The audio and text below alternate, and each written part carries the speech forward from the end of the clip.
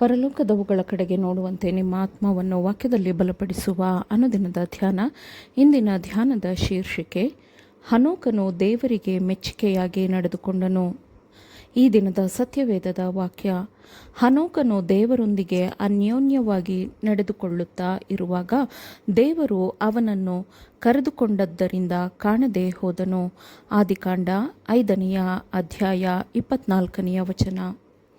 ಆದಾಮ, ಹವ್ವಳು ಮತ್ತು ಹೇಬೇಲ ಇವರೆಲ್ಲರೂ ಯೇಸು ತಮ್ಮ ವಿಮೋಚಕನೆಂಬ ಸುವಾರ್ತೆಯನ್ನು ಸ್ವೀಕರಿಸಿ ಸಂತೋಷದಿಂದ ದೇವರನ್ನು ಕೊಂಡಾಡಿದಾಗ ದೇವರಿಗೆ ಒಂದು ಸಭೆ ಇತ್ತು. ನಮ್ಮ ನಡುವೆ ದೇವರ ಪ್ರಸನ್ನತೆಯ ವಾಗ್ದಾನವನ್ನು ನಾವು ಇಂದು ಅರಿತುಕೊಂಡಿರುವಂತೆ ಅವರು ಆಗಲೇ ಸಂಪೂರ್ಣವಾಗಿ ಅರಿತುಕೊಂಡಿದ್ದರು. ಹನೋಕನಿಂದ ಸಂದೇಶವನ್ನು ಕೇಳಿ ತಿಳಿದುಕೊಳ್ಳಬೇಕು ಎಂದು ಎಲ್ಲಿ ಒಬ್ಬರು ಇಲ್ಲವೇ ಇಬ್ಬರು ಸೇರಿದ್ದರೂ ಆ ಆರಾಧನೆಯಲ್ಲಿ ಯೇಸು ಅವರೊಂದಿಗೆ ಪ್ರಸನ್ನನಾಗಿರುತ್ತಿದ್ದನು. ಭೂಮಿಯ ದುಷ್ಟ ನಿವಾಸಿಗಳ ನಡುವೆಯೂ ಹನೋಕನ ಕಾಲದಲ್ಲಿ ದೇವರನ್ನು ನಂಬಿದ್ದ ಕೆಲವರಿದ್ದರು. ದೇವರು ತನ್ನ ನಂಬಿಗಸ್ತ ಮಕ್ಕಳನ್ನು ಎಂದಿಗೂ ಅನಾಥರನ್ನಾಗಿ ಅಥವಾ ತನ್ನ ಪ್ರಸನ್ನತೆ ಇಲ್ಲದಂತೆ ಬಿಟ್ಟಿಲ್ಲ, ಅಥವಾ ಭೂಮಿಯನ್ನು ಸಾಕ್ಷಿಗಳಿಲ್ಲದಂತೆ ಹಾಗೆಯೇ ಬಿಟ್ಟಿಲ್ಲ. ಹನೋಕನು ತನ್ನ ಕಾಲದಲ್ಲಿ ಸತ್ಯವನ್ನು ಸಾರ್ವಜನಿಕವಾಗಿ ಬೋಧಿಸುವ ಬೋಧಕನಾಗಿದ್ದನು. ಅವನು ಸತ್ಯವನ್ನು ಕಲಿಸಿಕೊಟ್ಟನು.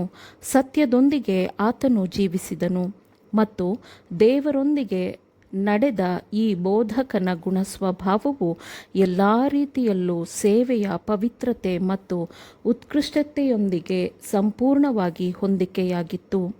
ಹನೋಕನು ಪರಿಶುದ್ಧಾತ್ಮನಿಂದ ಪ್ರೇರಿತನಾಗಿ ಮಾತನಾಡುತ್ತಿದ್ದ ಪ್ರವಾದಿಯಾಗಿದ್ದನು. ಆತನು ನೈತಿಕ ಅಂಧಕಾರದ ನಡುವೆ ಬೆಳಕಾಗಿದ್ದನು. ಆತನು ದೇವರೊಂದಿಗೆ ನಡೆಯುವ ಮಾದರಿಯ ಮಾನವನಾಗಿದ್ದನು.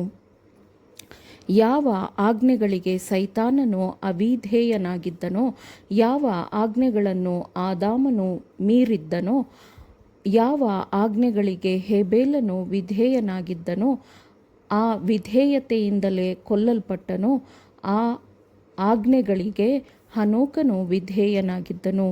ದೇವರಾಜ್ಞೆಗಳನ್ನು ಕೈಕೊಳ್ಳಲಾಗುವುದಿಲ್ಲ ಎಂಬ ಸೈತಾನನ ತಪ್ಪು ಬೋಧನೆಯನ್ನು ಈಗ ಹನೋಕನ ಮೂಲಕ ದೇವರು ಲೋಕಕ್ಕೆ ಇದು ತಪ್ಪು ಎಂದು ತೋರಿಸಿಕೊಡಬಹುದಿತ್ತು.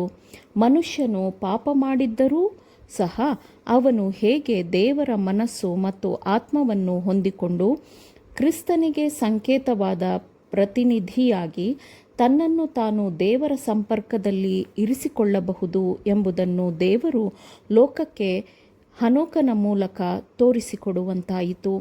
ಈ ಲೋಕದ ದುಷ್ಟತನವನ್ನು ಖಂಡಿಸಲು ಮತ್ತು ಮಾನವನೂ ಸಹ ದೇವರ ಎಲ್ಲ ಆಜ್ಞೆಗಳನ್ನು ಪಾಲಿಸಲು ಸಾಧ್ಯ ಎಂಬುದನ್ನು ಲೋಕಕ್ಕೆ ತೋರಿಸಲು ಈ ಪರಿಶುದ್ಧವಾದ ಮನುಷ್ಯನನ್ನು ದೇವರು ಆರಿಸಿಕೊಂಡಿದ್ದನು. ಹನೋಕನು ಧ್ಯಾನ ಮಾಡುತ್ತಿದ್ದನು, ಪ್ರಾರ್ಥಿಸುತ್ತಿದ್ದನು ಮತ್ತು ಎಚ್ಚರದಿಂದಿರುವುದಕ್ಕೆ ರಕ್ಷಾಕವಚವನ್ನು ಧರಿಸಿದ್ದನು. ಅದು ಮಾತ್ರವಲ್ಲದೆ ತನ್ನ ವೈಯಕ್ತಿಕ ಮನವಿಗಳನ್ನು ದೇವರಿಗೆ ಮಾಡುವುದರೊಂದಿಗೆ ತನ್ನ ಜೊತೆ ಮನುಷ್ಯರಿಗೋಸ್ಕರವೂ ಆತನು ಬೇಡಿಕೊಳ್ಳಲು ಮುಂದಾಗುತ್ತಿದ್ದನು. ನಂಬಿಕೆ ಇಲ್ಲದವರ ಮೆಚ್ಚುಗೆಯನ್ನು ಪಡೆದುಕೊಳ್ಳಬೇಕೆಂದು ಅವರ ಆತ್ಮಗಳನ್ನು ನಿರ್ಲಕ್ಷಿಸಿ ಸತ್ಯವನ್ನು ಅವನು ಅವರಿಂದ ಮರೆಮಾಚುತ್ತಿರಲಿಲ್ಲ. ದೇವರೊಂದಿಗಿನ ಇಂತಹ ನಿಕಟವಾದ ಸಂಪರ್ಕವು ಅವನಿಗೆ ದೇವರ ಕೆಲಸಗಳನ್ನು ಮಾಡಲು ಧೈರ್ಯವನ್ನು ತಂದುಕೊಟ್ಟಿತ್ತು.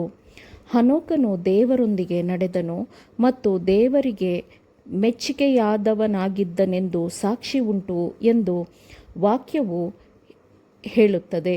ಇದು ಪ್ರತಿಯೊಬ್ಬ ನಂಬಿಗಸ್ತನಿಗೂ ಇಂದು ಇರುವ ಅನುಗ್ರಹವಾಗಿದೆ. ಮನುಷ್ಯನು ದೇವರೊಂದಿಗೆ ಜೀವಿಸಿದರೆ ದೇವರು ಮನುಷ್ಯನಲ್ಲಿ ತನ್ನ ವಾಸಸ್ಥಾನವನ್ನು ಸ್ಥಾಪಿಸುತ್ತಾನೆ. ನಾನು ಅವನಲ್ಲಿಯೂ ಅವನು ನನ್ನಲ್ಲಿಯೂ ಎಂದು ಯೇಸು ವಾಕ್ಯದಲ್ಲಿ ಹೇಳುತ್ತಾನೆ.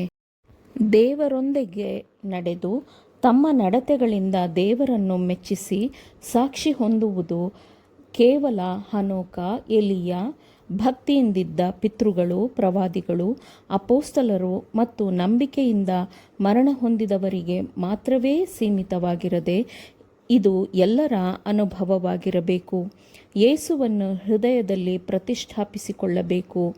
ಆತನನ್ನು ತಮ್ಮ ಜೀವನದ ಒಂದು ಭಾಗವಾಗಿ ಮಾಡಿಕೊಳ್ಳುವುದು ದೇವರ ಅನುಗ್ರಹ ಮಾತ್ರವೇ ಆಗಿರದೆ ಪ್ರತಿಯೊಬ್ಬ ಕ್ರೈಸ್ತ ಹಿಂಬಾಲಕನ ಕರ್ತವ್ಯವಾಗಿರಬೇಕು ಮತ್ತು ಅವರು ನಿಜಕ್ಕೂ ಫಲ ಕೊಡುವ ಮರಗಳಾಗಿರುತ್ತಾರೆ. ಆಮೇನ್. ದೇವರ ವಾಕ್ಯಗಳನ್ನು ಶ್ರದ್ಧೆಯಿಂದ ಆಲಿಸುವವರು ಮಾತ್ರವೇ ಆಗಿರದೆ ಪಾಲಿಸುವವರೂ ಆಗಬೇಕೆಂದು ನಿಮ್ಮನ್ನು ಉತ್ತೇಜಿಸುತ್ತೇನೆ. ಪರಿಶುದ್ಧಾತ್ಮನ ಸಹಾಯದಿಂದ ಆಲಿಸಿದ ನಿಮ್ಮೆಲ್ಲರಿಗೂ ಧನ್ಯವಾದಗಳು. ಮತ್ತೆ ದೈನಂದಿನ ಧ್ಯಾನಕ್ಕಾಗಿ ನಾಳೆ ಸಂಧಿಸೋಣ. ಆಮೇನ್.